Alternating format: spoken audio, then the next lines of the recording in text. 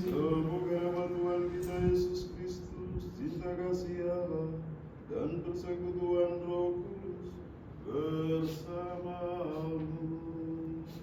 Bacaan dari kitab Yesaya. Beginilah firman Tuhan.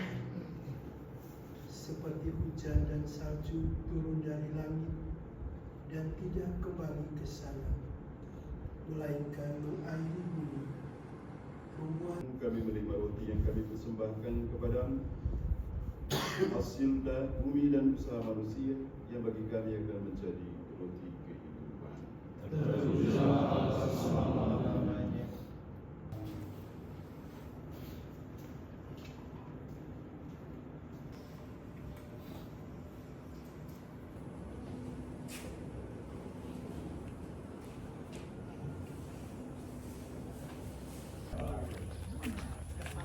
Setelah misa selesai, Tenang sekali.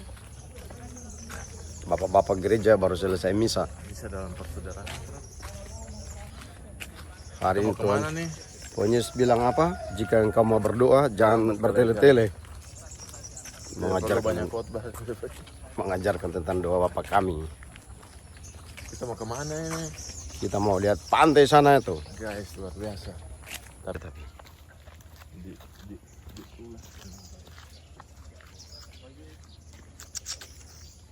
Gas.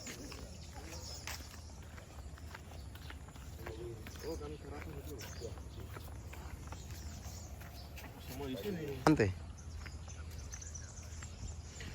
Ini adalah tempat tinggalnya. Ini adalah kolam renangnya. Di sana itu ada tempat makan, guys.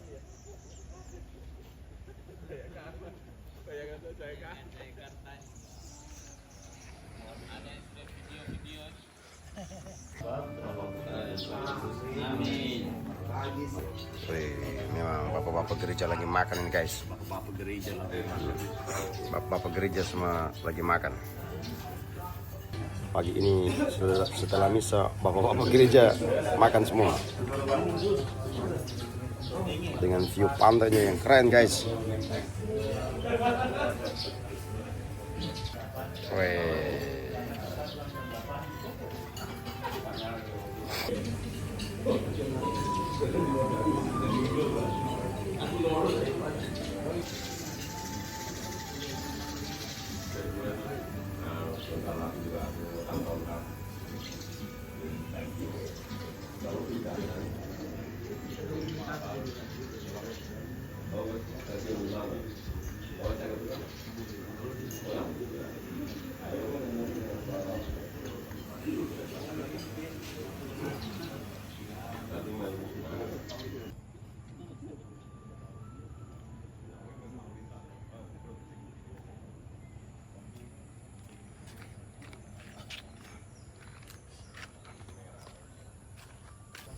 Ini saya bersama seorang peserta ini. Bapak dari mana? Saya dari Jambi tapi asli NTT Bajawa. Wah, ini tugasnya di Jambi. Ya. Di yayasan apa di Jambi namanya? Yayasan Regina Pacis FMM cabang Jambi. Kepala Sekolah SD Safari 1. Oh, Bapak kepala sekolah. Iya. Di sana siswa banyak kan? Kami 948 Siswa. siswa satu sekolah itu yang SD. Satu SD itu 900 sekian siswa. Di kota provinsi. Ibu kota provinsi Jambi. Wah, banyak sekali. Bagaimana kalau di Ambon? Wah, tidak seberapa itu karena kan kita punya sekolah banyak soalnya. Oh begitu. Setiap desa itu ada sekolah, jadi ada. Memang kalau di Jambi itu Saverius 1, Saverius 2 tetap banyak juga siswanya. Ya karena Tantangan di sana, tantangan terbesar di sana itu apa? Di Jambi. Kalau kita harus meningkatkan kualitas sekolah karena ya bersaingnya dengan Sekolah-sekolah lain. berlabel internasional.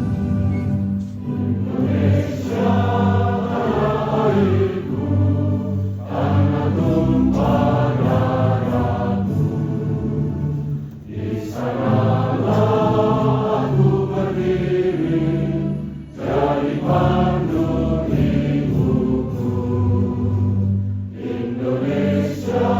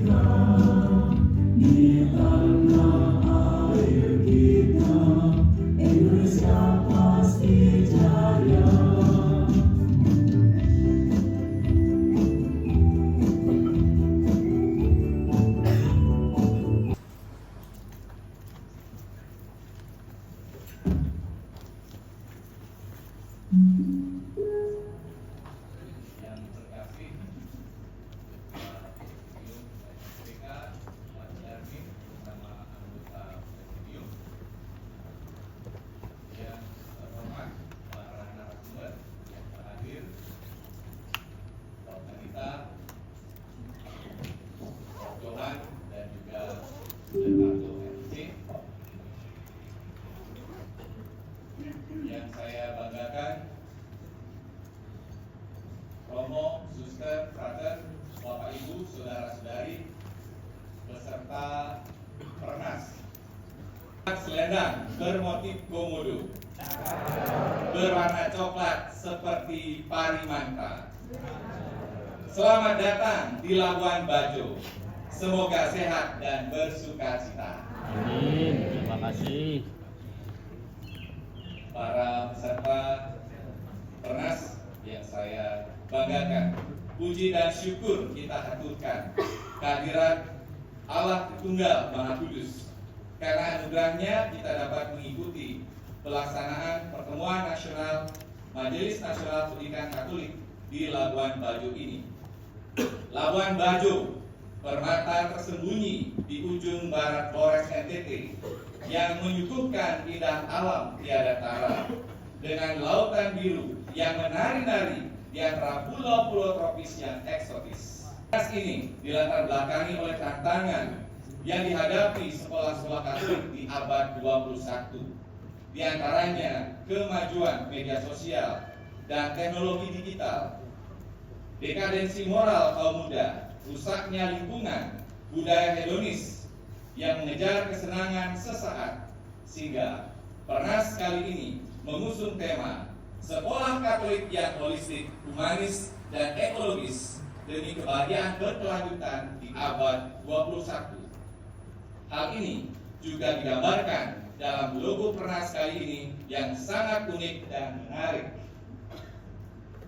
Para saudara yang terkasih, adapun tujuan Pernas ini meningkatkan kualitas pendidikan Katolik yang mencintai kehidupan Katolik, meneguhkan identitas dan ciri khas pendidikan Katolik, membangun jejaring, partnership dan kolaborasi antar lembaga pendidikan Katolik dan berbagai mitra. Berubur ikan lele. Ayo Pernas.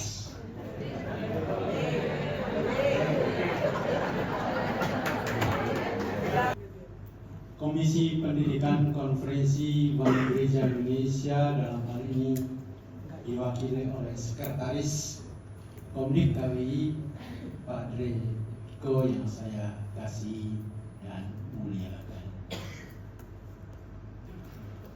Pertama-tama saya minta maaf dulu karena logo Komdik itu sepertinya sejajar dengan mitra-mitra yang lain. Kelihatannya seperti itu, tetapi kami adalah sebuah sintesa keajaiban alam dan kejeniusan manusia, dan itulah yang membawa kita kepada kebahagiaan berkelanjutan.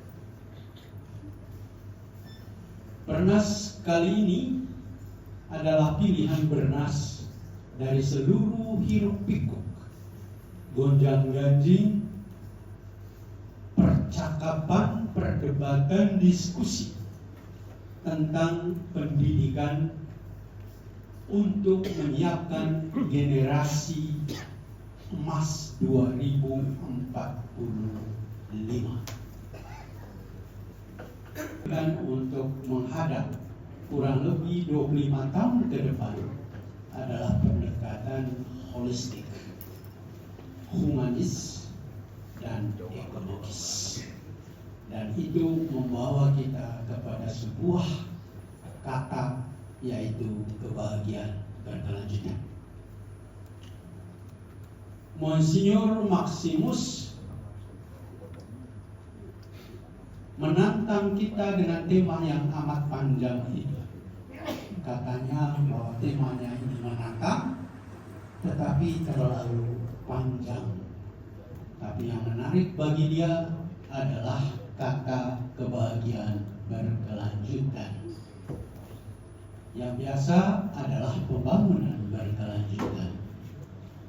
Izinkan saya untuk menyampaikan sekilas tentang mengapa konsep kebahagiaan berkelanjutan atau sustainable happiness ini dipakai oleh lembaga pendidikan Katolik. Dari semua diskusi tentang SDGs, Sustainable Development Goals 17 itu, satu kata yang muncul di sana adalah sustainable happiness. Dan sebuah indikator yang disebut HPI, Happiness Planet Indicator. Itulah yang membedakan dengan kata sustainable development, pembangunan berkelanjutan.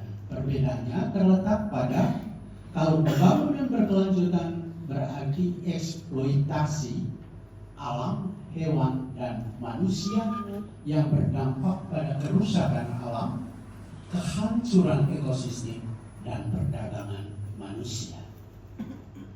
Karena itu, oleh pakar-pakar pendidikan dalam Education for Sustainable Happiness mengajukan sebuah konsep 5 tahun yang lalu, yaitu Sustainable Happiness, yang membedakan dengan pembangunan berkelanjutan. Mereka mengatakan bahwa pendidikan itu harus mengeksplor alam, hewan, dan manusia sehingga terjadi apa yang mereka sebut sebagai One Health. Satu, sehat, sehat alamnya, sehat hewannya, sehat manusianya, maka terjadilah kebahagiaan berkelanjutan.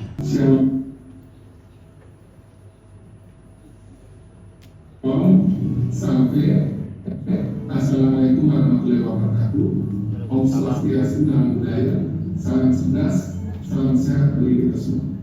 Saya Emil Sudaraya, Gubernur Provinsi Nusa Tenggara Timur, mengucapkan selamat melaksanakan pertemuan nasional Majelis Nasional Pendidikan Katolik (MNPK) dengan tema Pendidikan Katolik yang holistik, humanis, ekologis, dan bahagia berkelanjutan di abad ke-21.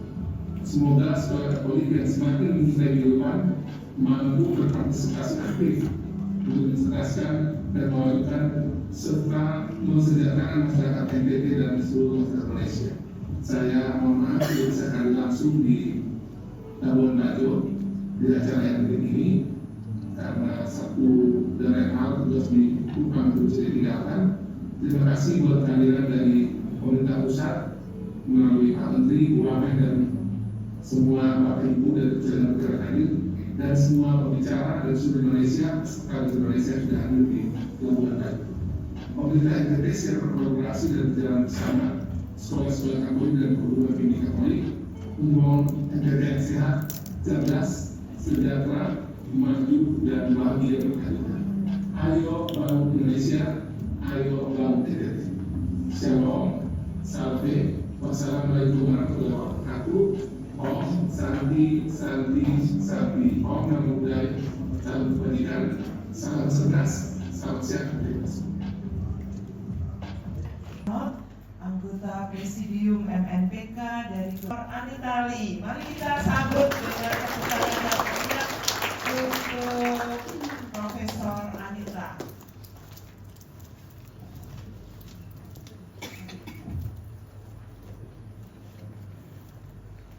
Saya bacakan biografi singkatnya.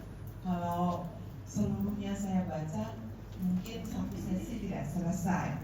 Jadi Ibu Anitali ini adalah guru besar Fakultas Keguruan Ilmu Pendidikan Universitas Katolik Widya Mandala Surabaya. Beliau banyak melakukan penelitian dan banyak menulis. Tulisannya sudah didesiminasi di forum ilmiah internasional dan dipublikasikan berbagai jurnal internasional juga. Pada tahun 2000, pemerintah Kanada menganugerahi Simeo Jasper Fellowship Award sebagai peneliti yang terbaik. Luar biasa ya. Tahun 2002 dan anggota Presidium MNPK dan juga Komdi, Pastor Viko dan seluruh panitia ya, Romo Kadek luar biasa. Saya selalu gembira sekali kalau diundang ke forum-forum bersama para Romo, Suster, Ibu Bapak di bidang pendidikan, karena nanti setelah acara sesi saya merasa diperkuat, saya merasa banyak didoakan dan kita satu gelombang yang sama. Ya, terima kasih. Baik, dan ini topik yang juga menarik buat saya, kurikulum Katolik sebagai identitas sekolah Katolik. Kemarin Bapak Uskup sudah menegaskan ini lagi ya, di mana identitas sekolah Katolik, supaya sekolah Katolik itu bukan mau sok beda, tetapi bisa membawa dan mengantar anak-anak menjadi terang dan garam bagi dunia. Dan ini dunia yang sedang kacau balau, bukan hanya evaluasi juga. Pencarian kebenaran dan kebijaksanaan, ya apapun proses yang dialami seorang anak di sekolah Katolik. Dan ajaran sosial gereja dalam semangat kasih itu yang anak murid itu mendapatkan.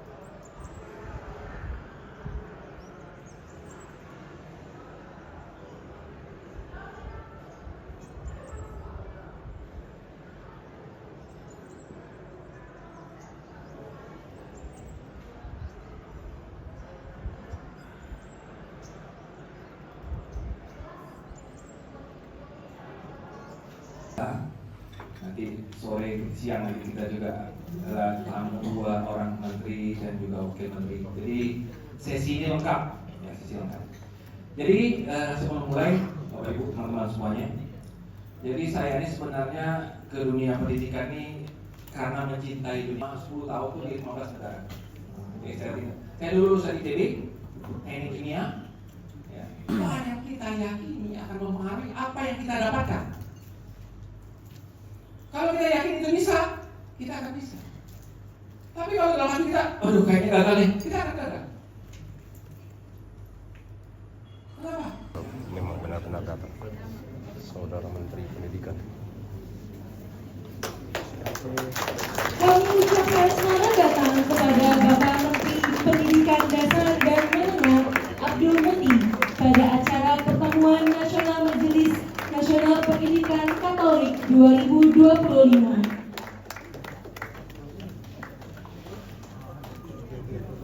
mengikuti di acara Pernas MMPK 2025 ini. Kami persilakan untuk Bapak Menteri Pendidikan Dasar dan Menengah, Bapak Abdul Muti, untuk memulai pemaparannya. Waktu dan tempat kami persilakan. Prof. Mufti, selamat sore. Wajah-wajah ini wajah-wajah foto. Mereka senangnya. Selamat sore Bapak Ibu sekalian. Selamat sore. Saya kira ini forum yang sangat luar biasa. Saya bisa bertemu dengan Bapak-bapak Ibu sekalian yang seperti disampaikan oleh Romo Darmin tadi adalah orang-orang suci, orang-orang kudus, tapi beragama Katolik. Nah, memang kemudian saya melihat ada sebuah realitas sosial yang menarik, di mana terus kemudian Anda bilang negara Anda rukun. Apa yang sudah kalian lakukan kepada kami pengikut Ahmadiyah di Indonesia? Dengan sebaik-baiknya. Kemudian yang berikutnya, mungkin Bapak Ibu yang menjadi guru, itu sekarang guru tidak perlu membuat laporan yang diupload, yang diunggah. Laporannya cukup dibuat tertulis, disampaikan kepada kepala sekolahnya yang mengunggah, dan laporan itu cukup dibuat 1 tahun sekali, tidak perlu 1 tahun 2 kali. Jadi sudah agak meringankan tugas guru yang seringkali mengeluh karena untuk mengunggah berkaitan dengan sistem penerimaan murid baru, sudah kami terbitkan juga Romo, yang prosentase untuk jalur prestasi kita tambah dan prosentase untuk jalur afirmasi juga kita tambah, sehingga nanti kalau sekolah Katolik mungkin tidak terlalu terpengaruh dengan SPMP itu karena biasanya sudah tutup sebelum negeri buka. Negeri itu dibuka terus masih nggak ada muridnya, Katolik sudah ditutup masih banyak yang mendaftar karena rata-rata sekolah Katolik ini kan sekolah elit. Sekolah elit, kalau sekolah negeri sebagainya sekolah elit ya. Tentang coding dan artificial intelligence, di mana sekolah-sekolah itu dapat mengajarkan coding dan kecerdasan artifisial sebagai mata pelajaran pilihan mulai dari kelas 4 SD. Dan lagi-lagi ketika ini kami sampaikan ke publik, ternyata sudah banyak sekolah yang mengajarkan itu, termasuk sekolah-sekolah Katolik sudah banyak, sehingga banyak tim yang membantu kami menyusun naskah akademik itu dari sekolah-sekolah Katolik. Ternyata negara ini ketinggalan dalam beberapa hal dengan Katolik. Kemudian yang berikutnya itu nanti juga akan ada kebijakan kami yang berkait dengan penggantinya UN, namanya tes kemampuan akademik.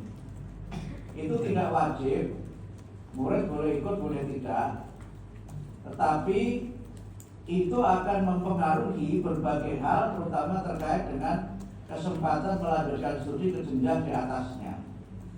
Ini kita lakukan untuk kelas 12, kelas 9, dan kelas 6. Kelas 12 itu nanti kami yang menyelenggarakan semua di kementerian. Kelas 9 itu penyelenggara tes kemampuan akademiknya adalah pemerintah provinsi, dan tes untuk SD itu penyelenggaranya adalah pemerintah kabupaten kota. Itu yang untuk SMA kita mulai November 2025, yang SMP dan SD kita mulai Februari atau Maret 2026, nanti tergantung dari kesiapan teknis pelaksanaannya. Tadi kami bincang-bincang dengan Bu Stella, kebetulan kami duduk bersebelahan, ya ternyata malah menjadi forum rapat di pesawat itu. Bukannya istirahat, tapi malah rapat dengan beliau. Salah satunya adalah kesepakatan dengan Dikti agar nanti tes kemampuan akademik ini menjadi penentu untuk murid masuk perguruan tinggi negeri. Sehingga ada wacana yang nanti kami tidak lanjuti setelah kami ketemu di pesawat tadi itu, untuk nanti penyusunan tes kemampuan akademik untuk tingkat SMA itu dibuat bersama antara Mendikti Saintek dengan Mendikdasmen, sehingga nanti untuk masuk perguruan tinggi tidak perlu tes, cukup menggunakan hasil tes kemampuan akademik. Ini kalau bisa dilaksanakan menjadi sebuah terobosan yang luar biasa untuk mempermudah seleksi masuk perguruan tinggi negeri. Saya kira itu beberapa hal umum yang dapat kami sampaikan. Yang lain-lain kan kebijakan yang masih agak teknis nanti untuk NNPK.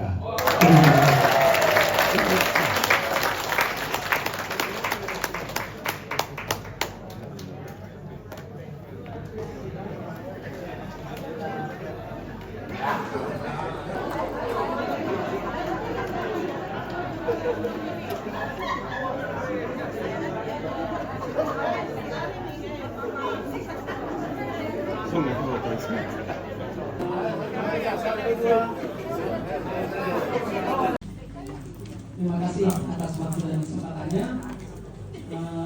Pak Romo, Pater, Suster, Bapak Ibu sekalian masih semangat kok? Nah, masih semangat. Apalagi kita akan bagi kita dalam membangun pendidikan Katolik yang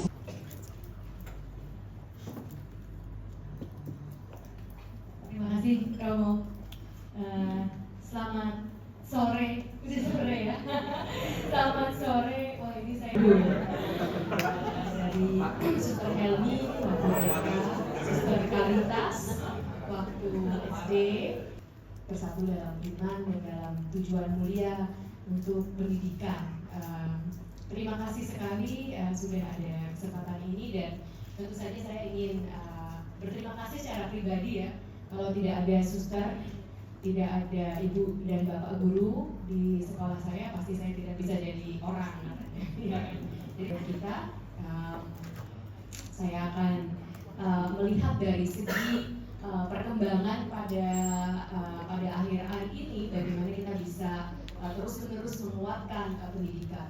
Tanpa dipungkiri, tentu saja pendidikan dan Romo Suster, Bapak Ibu sekalian, saya tidak tahu apakah para Romo Suster dan Bapak Ibu sekalian tahu bahwa awal dari artificial intelligence itu adalah pertanyaan dari Alan Turing. Gitu. Alan Turing ini mungkin saya berdiri aja supaya nggak bosan. Iya. Alan Turing ini bertanya, apa sebenarnya I propose to consider the question can machine think? Jadi apakah mesin bisa berpikir? Itu awal mula dari artificial intelligence. Nah, waktu itu belum ada artificial intelligence. Jadi Alan Turing ini adalah seorang matematikawan. Ini saya rasa mungkin ada banyak yang tahu juga. Dan beliau bertanya dan pertanyaan Alan Turing ini dipublikasikan di sebuah jurnal yang namanya Mind, Journal of Psychology and Philosophy. Pertama sekali sih tentang filosofinya. Memang digabung psikologi dan filosofi. Psikologi di tempat apa yang mesin. Tetapi jadi bagaimana kalau lulus dari Turing test ini, kalau si C tidak tahu dari jawabannya, siapa yang orang, siapa yang mesin. Nah, inilah Turing test. Nah, Turing test ini diajukan oleh Alan Turing itu tahun 1960 itu. Dan sejak itu banyaklah berlomba-lomba ilmuwan untuk memecahkan atau meluluskan penemuan mesin-mesin mereka yang bisa berpikir sehingga dapat menjadikan dapat lulus dengan Turing test ini.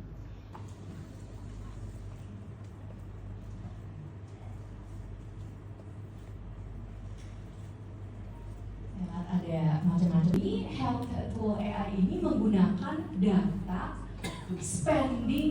health spending, jadi pengeluaran untuk kesehatan, sejarah pengeluaran untuk kesehatan. Jadi sebelumnya berapa banyak uang yang seorang ini antara satu dengan lainnya.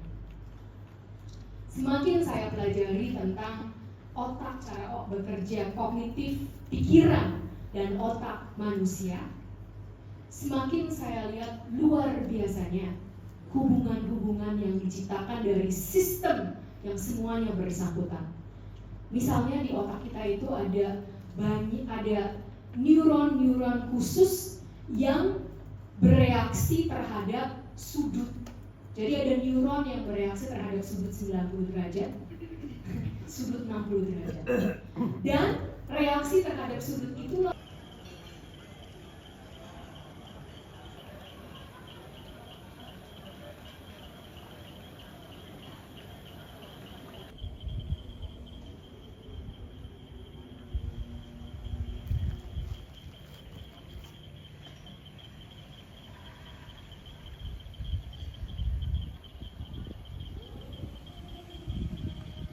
mungkin langsung saja tanpa menunggu lama kita akan mendengarkan perkataan.